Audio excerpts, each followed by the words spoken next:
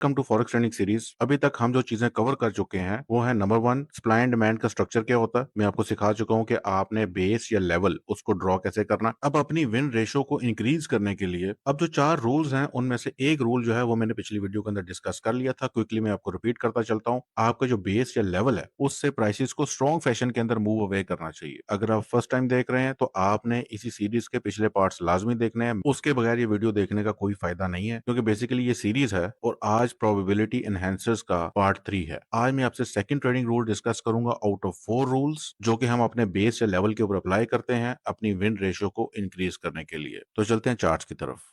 अच्छा, second rule की discussion से पहले कुछ बातें आपके लिए बहुत जरूरी है समझना। नंबर वन, जो सप्लाई एंड डिमांड का प्रिंसिपल है इसके ऊपर तमाम फाइनेंशियल मार्केट्स मूव करती हैं। ये जरूरी नहीं है कि ये सिर्फ पाउंड डॉलर के ऊपर या गोल्ड के ऊपर या फॉरेक्स मार्केट के ऊपर या स्टॉक्स के ऊपर एप्लीकेबल है। मार्केट्स का प्रिंसिपल ही ये होता है कि वो सप्लाई जोन से डिमांड जोन और डिमांड जोन से सप्लाई जोन की तरफ मूव करती हैं, और तमाम मार्केट्स के पीछे स्मार्ट मनी इन्वॉल्व होती है। और जैसा कि हमारा गोल आपको पता है कि हमारा मकसद स्मार्ट मनी को ट्रैक करना है और उनके साथ ट्रेड करना है। नंबर टू, अभी काफी चीजें हैं जो मैंने अभी आपको बतानी है। जैसा कि जरूरी नहीं है कि जो भी बिग मूव हो हम उधर ट्रेड ले लें। हम उनके ऊपर रूल्स अप्लाई करते हैं जो कि हमारी प्रोबेबिलिटी को एनहेंस करते हैं ट्रेड विन करने की। लेकिन ये आपने ध्यान में रखना है कि जरूरी नहीं है कि इवन हमारा 4x4 का जो जोन है वो 100% विन हो, क्योंकि मार्केट के अंदर और भी बहुत से फैक्टर्स होते हैं। जैसा कि फॉर एग्जाम्पल अभी ट्रंप ने टैरिफ को अनाउंस किया। जब ट्रंप ने टैरिफ को अनाउंस किया तो मार्केट ने उस लिहाज से रिएक्ट किया। जो मार्केट मूवमेंट है उसके पीछे बहुत से फैक्टर्स होते हैं जो कि हमारे कंट्रोल में नहीं होते। जो हमारे रूल्स हैं वो हमारी विनिंग प्रोबेबिलिटी को इंक्रीज कर सकते हैं, लेकिन उसको 100% के ऊपर नहीं लेके जा सकते। अब जैसा कि जब से ट्रंप ने टैरिफ को अनाउंस किया, चूंकि ये एक अनएक्सपेक्टेड इवेंट था, तो ऑब्वियस सी बात है कि जो हमारे ऑर्डर ब्लॉक्स थे वो चेंज हो जाएंगे। फॉर एग्जाम्पल आपको कॉमन सी एग्जाम्पल देता हूँ कि कोई बिलियनियर था, वो यूरो डॉलर को खरीदना चाह रहा था एक सर्टेन रेट के ऊपर। उसने कुछ तो खरीद लिया जिसकी वजह से ऑर्डर ब्लॉक फॉर्म हो गया। लेकिन जैसे ही ट्रंप ने टैरिफ्स को अनाउंस किया या वॉर छिड़ गई या कोई भी ऐसा फंडामेंटल इवेंट हो गया जिसकी वजह से अब उसने अपना डिसीजन चेंज करना, तो वो अब यूरो डॉलर को खरीदने के बजाय हो सकता है उसका इरादा सेल का बन जाए। तो इसलिए ये बात आपके लिए समझना बहुत जरूरी है। और सोशल मीडिया के ऊपर भी आप देख रहे होते हैं कि 100% working strategy, 100% winning trade setup, ये सारी की सारी बकवास बातें होती हैं। 100% फॉरेक्स ट्रेडिंग के अंदर कुछ भी नहीं होता। हाँ, अलबत्ता हमारे जो रूल्स हैं उनको जब हम कपल डाउन करते हैं मनी मैनेजमेंट और रिकवरी सिस्टम के साथ, तो इस तरीके से हम लोग एक सक्सेसफुल ट्रेडिंग सिस्टम डेवलप कर पाते हैं, ताकि हम ये जो अनएक्सपेक्टेड या अनफोर्सीन किस्म के इवेंट्स हैं और उनके इम्पैक्ट्स जो मार्केट्स के ऊपर होते हैं उनको केटर डाउन कर सकें। अगर हमारी ट्रेड लूज होती है तो हम रिकवरी सिस्टम इंप्लीमेंट करते हैं जो कि हमारे सिस्टम को कम्प्लीमेंट करता है, ताकि हम उस ट्रेड को प्रॉपर्ली रिकवर कर सकें। अब ये जो पिक्चर के अंदर आपको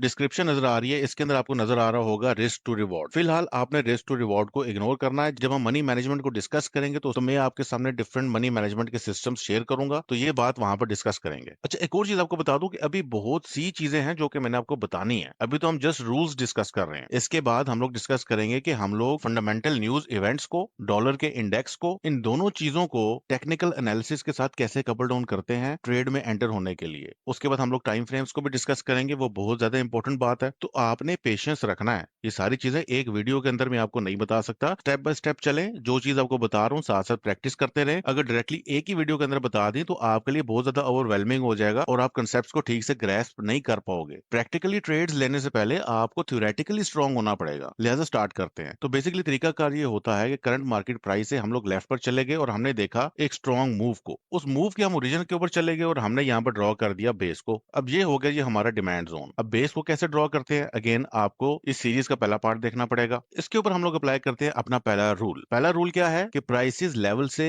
एक स्ट्रांग फैशन के अंदर लीव कर रही हो तो इसके ऊपर पहला रूल हमारा एप्लीकेबल है। दूसरा रूल ये है कि प्राइसेस जब इस जोन के अंदर वापस आएंगी, मैं यहाँ पर प्रॉक्सिमल और डिस्टल लाइन ड्रॉ कर लेता हूँ। ये है जी हमारी प्रॉक्सिमल लाइन और ये है हमारी डिस्टल लाइन। हमारा जो पेंडिंग ऑर्डर है वो हमारा प्रॉक्सिमल लाइन के ऊपर प्लेस होता है। जो डिस्टल लाइन है वो हमारे एंड ऑफ द जोन को मार्क करती है। अब यहाँ पे हमारा ऑर्डर प्लेस्ड है और ये एक पेंडिंग ऑर्डर है। अब जब मार्केट यहाँ पर वापस आएगी हमारे इस ऑर्डर ब्लॉक को फिल अप करने के लिए, तो ये जो डिस्टेंस इसने ट्रेवल किया है, ये वाला, ये तमाम डिस्टेंस, ये distance at least 3 to 5 times of base length होना चाहिए। अब बेस लेंथ को समझ लेते हैं। ये है आपकी बेस की लेंथ, यानी पिप्स के अंदर अगर हम इसको मेजर करें तो ये तकरीबन 56 पिप्स बनता है। यानी कि जो प्राइस है वो at least 3 times of base length, यानी 56 मल्टीप्लाइड बाय 3, कम से कम 170 पिप्स जो है वो ट्रेवल करके हमारे जोन के अंदर उसको वापस आना चाहिए। तब हमारा सेकेंड रूल जो है इसके ऊपर एप्लीकेबल होता है। अब ये डिस्टेंस जितना ज्यादा हो उतना बेटर है, लेकिन कम से कम 3 टाइम्स ऑफ बेस लेंथ होना चाहिए। चाहिए। तो अगर अभी हम लेंथ मेजर करें तो ये हमारी टोटल लेंथ बनती है 681 पिप्स, जो कि मोर देन आइडियल है। तो यहाँ पर हमारा पहला रूल भी एप्लीकेबल है और हमारा सेकंड रूल भी एप्लीकेबल है। अब इसके पीछे रीजन समझ लीजिए। जब प्राइसेस काफी डिस्टेंस ट्रेवल करके हमारे जोन के अंदर आ रही होती हैं, तो उसके अंदर हमारा प्रॉफिट मार्जिन काफी इंक्रीज हो जाता है। तो उसकी वजह यह है कि मनी मैनेजमेंट सिस्टम्स के अंदर एक तरीकाकार ये भी है कि हम लोग यहाँ पर जो भी ट्रेड लेंगे उसका टेक प्रॉफिट हमारा नियरेस्ट सप्लाई लेवल होगा। अब चूंकि मार्केट काफी डिस्टेंस ट्रेवल करके आ रही है, तो हो सकता है वो इस एरिया में एक स्ट्रॉन्ग सप्लाई लेवल बनाए और हमारे जोन के अंदर एंटर हो जाए। ये याद रखिएगा कि प्राइसेस हमारे लेवल से लीव कैसे करती हैं और हमारे लेवल में एंटर कैसे होती हैं, ये मुतय्यन करता है कि हमारा जोन कितना स्ट्रॉन्ग है। अब प्राइसेस जहां पर अगर एक स्ट्रॉन्ग सप्लाई लेवल बना के एंटर होती हैं, तो ये ऑटोमेटिकली वैलिडेट करता है कि हमारे जोन में दमखम मौजूद है। तो हमारा टेक प्रॉफिट क्या होगा? Nearest supply level. तो अगर आप रिस्क टू रिवॉर्ड की बात करो तो ये आपका बन जाएगा कि आपने रिस्क किया तकरीबन 60 पिप्स को, और फर्ज करें कि यहाँ पर आपका तकरीबन 300 प्लस पिप्स के ऊपर सप्लाई लेवल बन जाता है, तो ये एक बहुत अच्छी ट्रेडिंग अपॉर्चुनिटी प्रेजेंट कर रहा है अगर हम इस मनी मैनेजमेंट को फॉलो करते हैं। तो मैंने सोचा थोड़ा सा आपको ओवरव्यू पहले से ही दे देता हूँ। मनी मैनेजमेंट में जब आएंगे तो हम सेवरल मनी मैनेजमेंट के सिस्टम्स को डिस्कस करेंगे। रिस्क टू रिवॉर्ड का मैं सोचा पहले से आपको आइडिया दे दूं, क्योंकि जो पिक्चर आपने देखी है उसको देख के आप कंफ्यूज ना हो। तो इन कंक्लूजन, जब प्राइसेस हमारे जोन के अंदर एंटर होती हैं हमारी जोन लेंथ से एटलीस्ट 3 to 5 टाइम्स का डिस्टेंस कवर करके, तो हमारी रिस्क टू रिवॉर्ड रेशो काफी बेहतरीन बन जाती है। यानी कि हम लोग 1 to 3 या 1 to 5 की रिस्क टू रिवॉर्ड को एम कर सकते हैं। आई होप ये पॉइंट आपको क्लियर हो गया होगा। याद रखिएगा, trading is all about survival. ये शुगल मिला नहीं है और ना ही ये आसान काम है। मेरा मकसद आपको हकीकत के नजदीक रखना है। सोशल मीडिया के ऊपर देख के आपको लगता होगा कि दुनिया का आसान तरीन काम ट्रेडिंग है, लेकिन हकीकत इसके बिल्कुल बरक्स है। अगर कोई आपका हाथ पकड़ने वाला मेंटोर मौजूद है, जैसे अभी मैं यहाँ पर बैठा हूँ आपको सिखाने के लिए, तो आपकी जर्नी बहुत ज्यादा स्मूथ हो जाती है। लेकिन अगर टिकटॉक देख के आप सोच रहे हो कि आप ट्रेडर बन जाओगे, तो सवाल ही पैदा नहीं होता। लिहाजा इस अपॉर्चुनिटी का भरपूर फायदा उठाएं। जो जो चीजें मैं आपको बता रहा हूँ उनको साथ साथ प्रैक्टिस किया करें। जो आपकी क्यूरी है कमेंट सेक्शन के अंदर पूछा करें। मैं रिप्लाई करूं या ना करूं, मेरी कोशिश जरूर होती है कि मैं तमाम कमेंट्स को एटलीस्ट स्किम थ्रू कर लूं, क्योंकि टिकटॉक का इशू ये है कि वो अक्सर रिप्लाईज के ऊपर वार्निंग इशू कर देता है। लिहाजा इसलिए मैं थोड़ा सा अवॉइड करता हूँ। बाकी यूट्यूब के ऊपर मैं step by step her session को अपलोड कर रहा हूँ, सिर्फ फॉरेक्स ट्रेनिंग सीरीज का। अगर आप चाहो तो उस प्लेलिस्ट को फॉलो कर सकते हो। चैनल का लिंक आपको बायो में मिल जाएगा। बाकी मिलता हूँ आपसे नेक्स्ट वीडियो के अंदर।